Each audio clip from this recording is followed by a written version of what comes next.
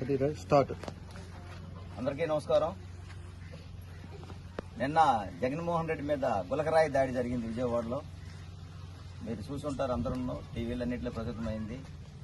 ఆయన ప్రతి ఎలక్షన్ ముందు ఒక డ్రామా తెరలేపుకుంటారు, అది అందరికీ తెలిసిన విషయమని. ఇంతకుముందు ఎలక్షన్ ముందు కోడికత్తి, తర్వాత వాళ్ళ బాబాయ్ వివేకానంద రెడ్డి గొడ్డలు వేటు, అదొకటి. రెండోది ఈరోజు గులకరాయి. అంటే ప్రతి ఎలక్షన్ ముందు ప్రజల సానుభూతి కోసం ఏవేవో పన్నాలు చేసి ఇప్పటికీ ఆంధ్రప్రదేశ్ ప్రజలను మోసం చేస్తూ ఉన్నాడు ఆయన. ఒక అవకాశం అని చెప్పేసి కోడికత్తి డ్రామా వేసి ఆ స్త్రీని ఇప్పటికీ జైలు పాలు చేశారు. కొంత బాబాయిని గొడ్డలతో చంపి ఆయన్ని కూడా వేరే వాళ్ళ మీద మర్డర్ని ఎత్తి చూపించారు. ఇవన్నీ ఆయన సులాభం కోసం ఎదుటి వాళ్ళకి ఎంతటికన్నా దిగజారడానికి వాళ్ళు దీనిగా ఉన్నారు. మొన్న విజయవాడలో జరిగిన శ్రీధర్ రెడ్డి ఆయన మనిషే కదా. ఇది గులకరాయి విషయంలో కూడా ఒకసారి ప్రజలారా ఆలోచించండి. అదే శ్రీధర్ రెడ్డి 10వ తారీఖు